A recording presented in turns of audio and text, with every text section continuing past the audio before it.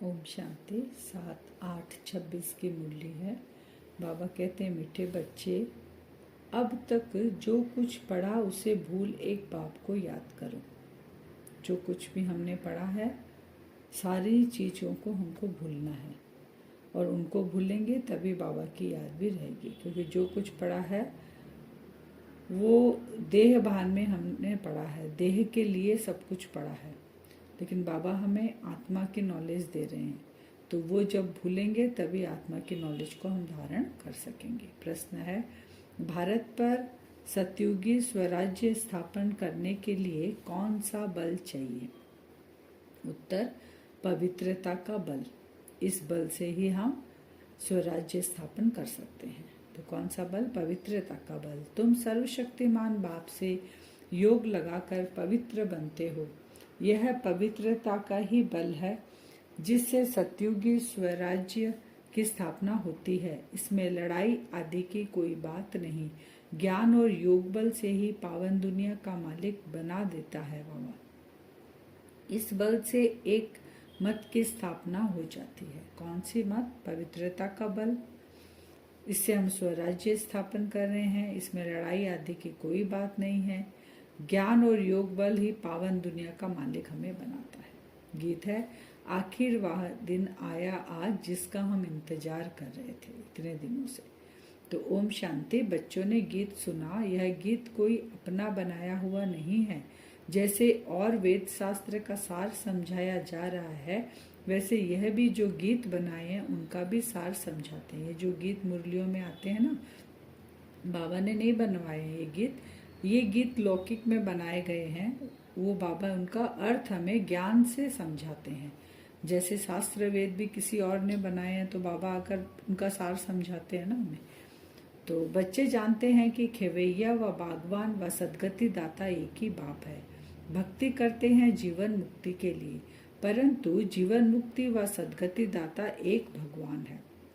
बाबा कौन है? खेवैया है और बागवान है। बाबा हम बच्चों को कहाँ ले जाएगा? उनकी नैया में बैठकर हम सतयुगी दुनिया में चले जाएंगे, उस पार जीवन मुक्ति में। तो जीवन मुक्ति किसको कहा जाता है? सदगति। और सदगति करने वाला कौन है? वो एक ही भगवान। उसका अर्थ बच्चे ही समझ सकते हैं, मनुष्य तो नहीं समझ सकते हैं। सदगति अर्थात दुख से छुड़ाकर शांति की प्राप्ति कराते हैं बाबा। भारतवासी बच्चे जानते हैं कि यहाँ पवित्रता सुख शांति थी, जबकि लक्ष्मी नारायण का राज्य था। राधे कृष्ण का राज्य नहीं कह सकते। वास्तव में माताओं की हम जिन्स राधे हैं, उनको जास्ती प्यार करना चाहिए। फिर भी श्री कृष्ण को बहुत प्यार करते हैं। राधे कृष्ण नहीं कहते हैं। उनके स्वयंवर होने के बाद लक्ष्मी नारायण कहा जाता है। और ऐसे भी बाबा कहते हैं कि राधा माताओं की हम जिन्स है, लेकिन फिर भी श्री कृष्ण को क्यों याद करते हैं? क्योंकि श्री कृष्ण की जन्माष्टमी मनाते हैं, बहुत प्यारा लगता है श्री कृष्ण। तो राधे की जयंती इतना नहीं मनाते हैं। वास्तव में मनाना चाहिए दोनों का। समझ तो कुछ है नहीं। उन्हों की जीवन कहानी को तो कोई जानते नहीं। बाप आकर अपनी और सबकी जीवन कहानी सुनाते हैं। बाबा कहते हैं, ना राधे की, ना श्री कृष्ण की, ना लक्ष्मी नारायण की, ना शिव बाबा की, किसी की भी नहीं जानते। बाबा ही आके सबके बताते हैं हमें। मनुष्य कहते भी है शिव परमात्मा नमः, परंतु उनकी जीवन कहानी को नहीं जानते हैं। मनुष्य की जीवन कहानी को हिस्ट्री ज्योग्राफी कहा जाता है। दुनिया की हिस्ट्री ज्योग्राफी तो गाई जाती है ना, बाबा की नहीं जानते और मनुष्यों की हिस्ट्री ज्योग्राफी नहीं जानते, और ना ये दुनिया की हिस्ट्री ज्योग्राफी को ठीक से जानते हैं। बाबा कहते कितने इलाके पे राज्य हुआ, कितनी जमीन थी, क्या थी, कैसे राज्य किया, वह कहाँ गए, कुछ नहीं जानते। फिर उत्तम पुरुष बाबा आके हमें क्या बना रहे हैं? उत्तम पुरुषार्थ कराकर बाबा उत्तम पुरुष हमें बना रहे हैं, माने श्रेष्ठ आत्मा। आत्मा अपनी स्थिति में, स्व स्थिति में स्थित हो जाएगी। उत्तम पुरुष बाबा हमको बनाते हैं ताकि हम सतयुग में जाके राज्य भाग्य ले सकें। तो उत्तम पुरुष अथवा पुरुषोत्तम बनाते हैं बाबा, क्योंकि इस समय के मनुष्य उत्तम नहीं है, कनिष्ठ है। उत्तम, मध्य और कनिष्ठ तीन होते हैं ना, तो अभी कनिष्ठ है, यानी सतो, रजो और तमो। तो जो बाबा आकर हमें क्या बनाते हैं? सतो बनाते हैं। कनिष्ठ से अभी बाबा हमको उत्तम बना रहे हैं। तो ये कब कैसे बनेंगे? हम जब ये राजयोग के द्वारा बाबा आके हम जब अपना मन बाबा में लगाएंगे, बाबा की याद में रहेंगे, तो इस याद बल से ही हम उत्तम पुरुष बनेंगे। यहाँ पे बाबा कहते हैं सच्ची कथा हमको सुना रहे हैं बाबा, अमर कथा, सत्यनारायण की कथा, तीजरी की कथा। अभी ये कथा बाबा आकर हमें सत्य बता रहे हैं। चित्र तो सब तुम्हारे पास है, इनमें सारा ज्ञान है। तुम बच्चे प्रतिज्ञा करते हो कि हम प्रजापिता ब्रह्मा कुमार कुमारियां भारत को सतो प्रधान स्वर्ग बनाकर ही छोड़ेंगे। हम ये प्रतिज्ञा करते हैं और सबको इत्तला भी करते हैं कि हम ब्रह्मा कुमार कुमारियां ईश्वर की मत पर चलकर सतो प्रधान दुनिया स्थापन करेंगी। तुम बच्चे सिद्ध कर समझाते हो कि सतयुग में एक धर्म एक ही राज्य था। भल त्रेता में सूर्यवंशी से बदल चंद्रवंशी में जाते हैं, परंतु होगी एक ही भाषा। अब तो भारत में अनेक भाषाएं हैं। सतयुग में एक भाषा, फिर चंद्रवंशी में जब जाएंगे तभी भी एक भाषा रहती है। बाबा कहते द्वापर से अनेक भाषाएं होने लग जाती है, अभी तो एक भाषा में भी कितनी शाखाएं हो गई है। तो बच्चे जानते हैं कि हमारे राज्य में एक ही भाषा थी। आजकल तो बहुत कुछ देखते रहेंगे, जैसे मुसाफिरी से नजदीक आते जाते हैं अपने देश तरफ तो खुश होते हैं। जो मुसाफिर होता है जब अपने घर की तरफ आता है तो जैसे जैसे घर नजदीक आता है उसको देखकर वो खुश होता है। तो बाबा कहते हैं तुमको भी अपनी राजधानी का साक्षात्कार होगा, अपने घर का साक्षात्कार होगा जैसे जैसे तुम नजदीक आते जाएंगे। बाबा कहते हैं अपने ही तन मन धन से सेवा करते हैं हम। जितना जो करेगा वह अपने भविष्य के लिए बनाते हैं। अभी यज्ञ में जितना हम तन मन धन से करेंगे। तुम ही घर के भाती हो। घर के भाती कौन है? हम हैं। तुम्हारे से ही बाबा सतयुगी स्वराज्य स्थापन करा है, क्योंकि घर के भाती हम है, हमसे ही करा रहा है। बाबा देगा भी हमको ही, खर्चा भी तुम ही करेंगे तो तुमको ही जास्ती खर्चा अगर करेंगे तो तुमको ही पद मिलेगा। तुमको सिर्फ शिव बाबा को याद करना है। कन्याओं को क्या खर्चा करना है? उनके पास कुछ है क्या? बाबा कन्याओं के लिए फिर करते। बाबा कहते उनके पास तो कुछ नहीं, इसीलिए कोई फीस भी नहीं है। स्कूलों में तो बहुत फीस लगती है। बाबा कहते यहाँ कोई खर्चा नहीं है, केवल बाबा को याद करना है। तुम बच्चों को भविष्य स्वर्ग में जाकर हीरे जवाहरातों के महल बनाने हैं, इसलिए तुम यहाँ जो करते हो उसका रिटर्न भविष्य में तुमको महल मिल जाते हैं। पांडवों का अधिपति कौन था? उन्होंने तो श्री कृष्ण का नाम लिख दिया है, वास्तव में है निराकार भगवान। पांडवों का अधिपति कौन है? निराकार शिव बाबा। सन्यासी भी कहते हैं इस समय का सुख कागविष्टा समान है। वो भी जानते हैं यहाँ का सुख जो है अभी क्षण भंगुर है, थोड़े से समय के लिए अभी है फिर नहीं है, इसलिए वह गृहस्थ व्यवहार को छोड़ देते। अगर उनको सुख मिलता परमानेंट घर गृहस्थी में तो वो यहीं रहते, क्योंकि यहाँ नहीं है इसलिए वो सोचते जंगल में जाने से मिलेगा, वो चले जाते हैं। वह स्वर्ग व सतयुग की स्थापना कर न सके। कौन? सन्यासी। श्री कृष्ण पुरी तो परमात्मा ही स्थापन करते हैं। श्री कृष्ण की आत्मा और शरीर दोनों सत्व प्रधान थे, इसलिए श्री कृष्ण को बहुत प्यार करते हैं, क्योंकि पवित्र है ना। उनकी आत्मा और शरीर दोनों सत्व प्रधान है। फिर बाबा बताते हैं जैसे घराने होते हैं ना, सतयुग में होता है ना फर्स्ट सेकंड थर्ड ऐसे 8 होते हैं, ऐसे ही जैसे घराने होते हैं वैसे यह घराना भी है। तुम्हारा कनेक्शन ही क्रिश्चियन से है। श्री कृष्ण और क्रिश्चियन दोनों की एक ही राशि है। श्री कृष्ण और क्रिश्चियन की राशि एक ही है ना। तो बाबा कहते हैं लेन देन भी आपस में बहुत चलती है। भारत से वह कितना धन ले गए, अब फिर दे रहे हैं रिटर्न में।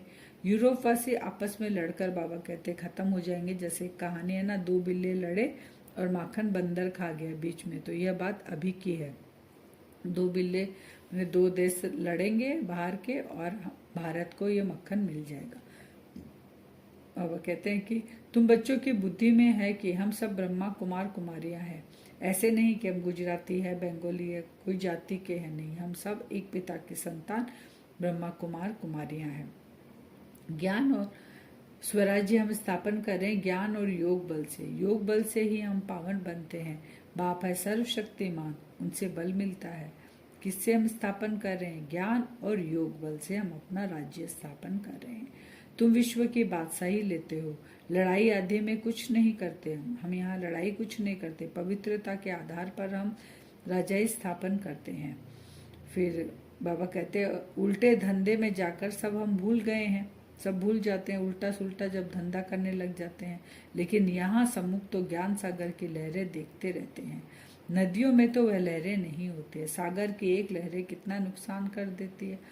जब अर्थक्वेक होगी तो सागर भी उथल खाएगा। सागर को सुखा कर जमीन ले लिया है। बाबा कहते धीरे धीरे सागर को सुखा देते हैं। लेकिन यहाँ हमारे पास सागर कौन है? ज्ञान सागर है, जिनकी लहरें से हम आत्माएं पवित्र बनती है।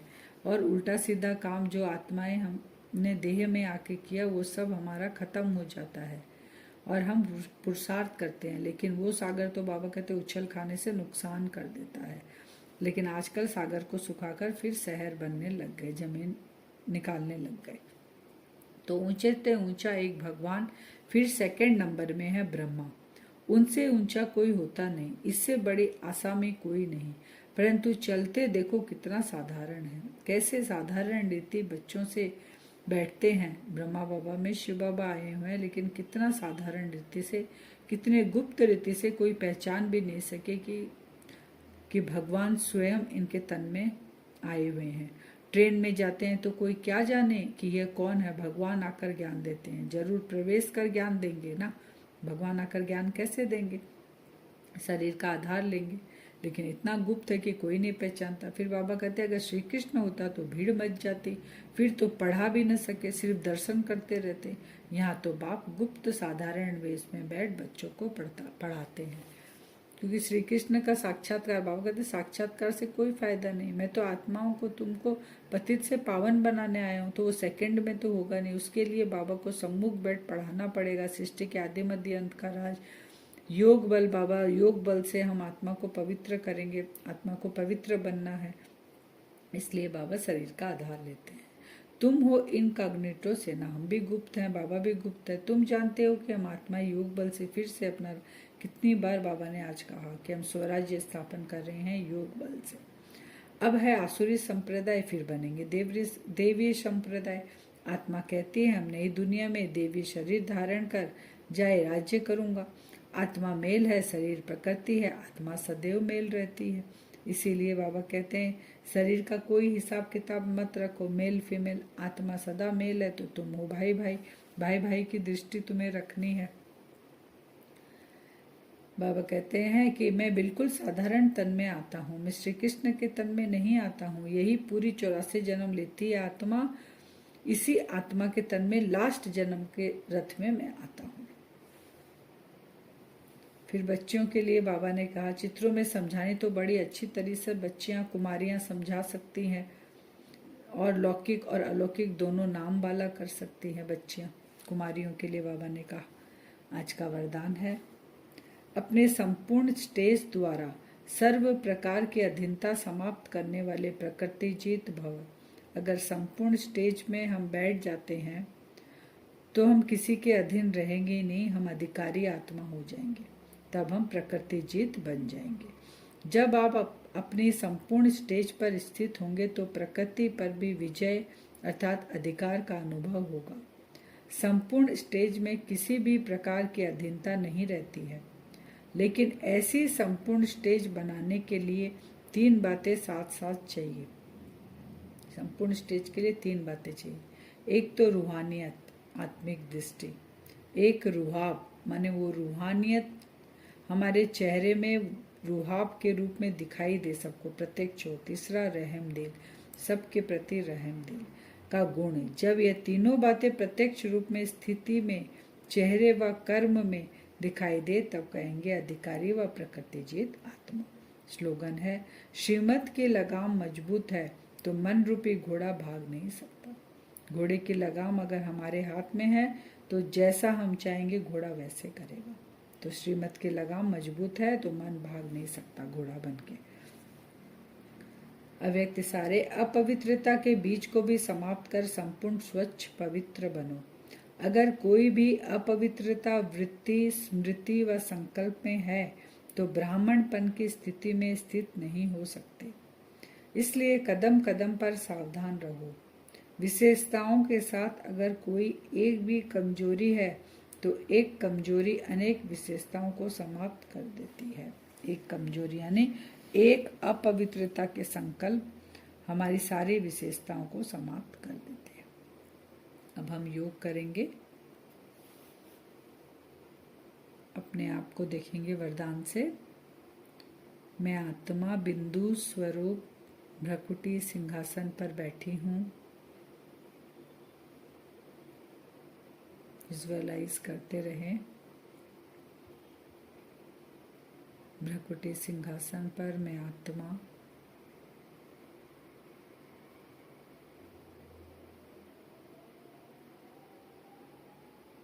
उड़ चले सूक्ष्म शरीर के साथ ग्लोब के ऊपर जाकर बैठें। विजुअलाइज करें ग्लोब के ऊपर बहुत सुंदर कमल का फूल है। उस कमल के फूल पर मैं फरिश्ता जाकर बैठ जाता हूँ। विजुअलाइज करें मुझ फरिश्ते का आसन कमल आसन। कमल आसन पर बैठ जाएं।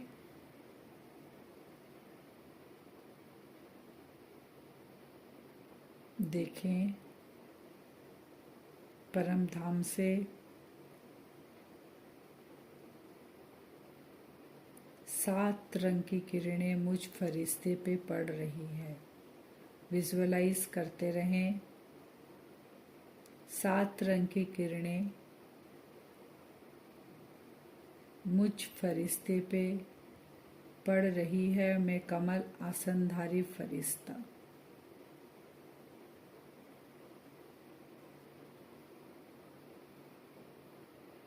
मैं फरिश्ता अपने संपूर्ण स्टेज में स्थित हो रहा हूँ।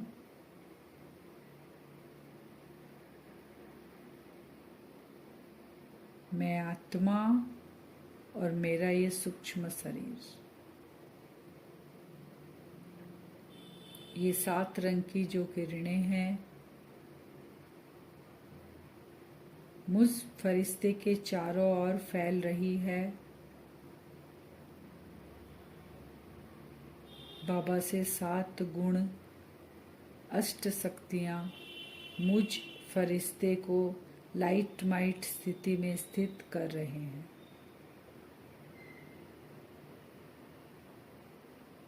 मैं गुण और शक्तियों को धारण करते हुए एकदम संपूर्ण स्टेज में स्थित हूँ। मैं फरिश्ता, मुझ फरिश्ते से वो रूहानियत की वाइब्रेशन चारों ओर फैल रही है।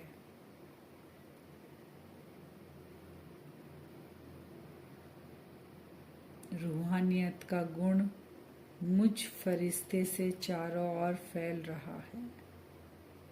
मैं फरिश्ता रुहाब और रहमदिल दाता फरिश्ता हूँ। सारी आत्माएं मेरे भाई हैं। इस संपूर्ण स्टेज में स्थित हूँ मैं आत्मा। सतरंगी किरणों के नीचे बैठा हूँ कमल आसनधारी फरिश्ता। ये वाइब्रेशन पूरे ग्लोब में फैल रही है।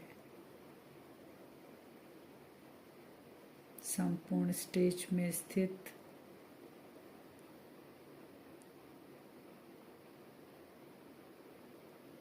रूहानियत, रुहाब और रहमदिल के गुणधारी फरिश्ते की वाइब्रेशन चारों ओर प्रकृति में फैल रही है। पांचों तत्व भी शुद्ध हो रहे हैं, पवित्र हो रहे हैं, सतो प्रधान हो रहे हैं। पूरे विश्व की आत्माओं को ये वाइब्रेशन भी टच कर रहा है। सभी आत्माएं अपनी धीरे धीरे संपूर्ण स्टेज में स्थित हो रही है।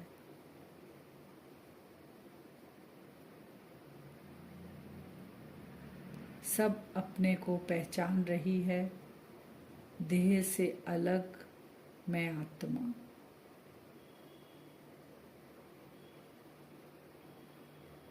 मैं प्रकृति जीत फरिश्ता।